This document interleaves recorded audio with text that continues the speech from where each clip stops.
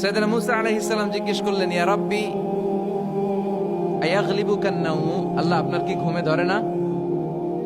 সুবহানাল্লাহ পড়েন। আয়াগলিবুকান নাওমু, আপনার কি ঘুমে ধরে না? আপনার উপর কি ঘুম বিজয় লাভ করে না? আমি তো সারাদিন কাজ করার পরে আমার ঘুমে ধরে। আমি সারাদিন রাখালগিরির কাজ করি, ছাগল চড়াই।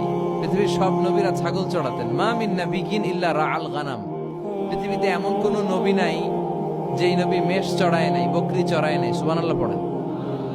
সাহাবারা বললেন, ইয়া রাসূলুল্লাহ আপনিও মেষ চড়িয়েছেন? বিষ্ণু বললেন, হ্যাঁ আমিও মেষ চড়িয়েছি। আমি তো অল্প কিছু টাকার বিনিময়ে মক্কাতে ছাগলগুলো চড়ায় দিতাম। সুবহানাল্লাহ পড়েন। তো মুসা আলাইহিস সালাম বললেন, আল্লাহ আয়াগলিবুকান নাওমু, আল্লাহ আপনার কি ঘুমে ধরে না? আল্লাহ বললেন, কোনো কথা বলা যাবে না, দুইটা গ্লাসের ভেতরে পানি নাও আর পানি ভর্তি গ্লাস নিয়ে তুর পাহাড়ের উপরে দাঁড়াও। সাইয়েদনা মুসা আলাইহিস সালাম দাঁড়ালেন। আল্লাহরে আবার জিজ্ঞেস করলেন, আল্লাহ আমি জিজ্ঞেস করলাম কি আর আপনি করতে বললেন কি? আল্লাহ বললেন, কথা বলো না, যা বলেছি তাই করো।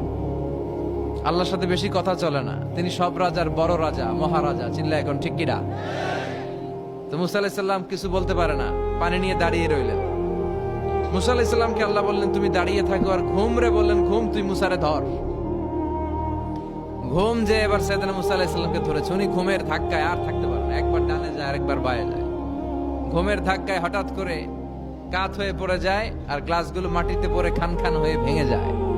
আল্লাহ ডেকে বললেন, মুসা বেশি কিছু হেফাজতের তো দায়িত্ব দেই নেই, শুধু দুইটা গ্লাস হেফাজতের দায়িত্ব দিয়েছে। ঘুমের কারণে এগুলোর হেফাজত করতে পারো নাই, ভেঙে খান খান হয়ে গিয়েছে।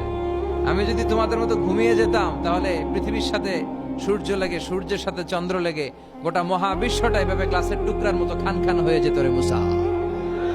এজন্য লা তাখুযুহু সিনাতু ওয়ালা নাওম, আমার ঘুমেও ধরে না, ঘুমের আগে যে তন্দ্রা আসে ওইটাও ধরে না। Never slip or slumber overtakes him, আল্লাহর ঘুমও নাই, তন্দ্রাও নাই। সুবহানাল্লাহ পড়েন। এজন্য ওই আল্লাহর জিকির বেশি বেশি করার দরকার আছে না নাই?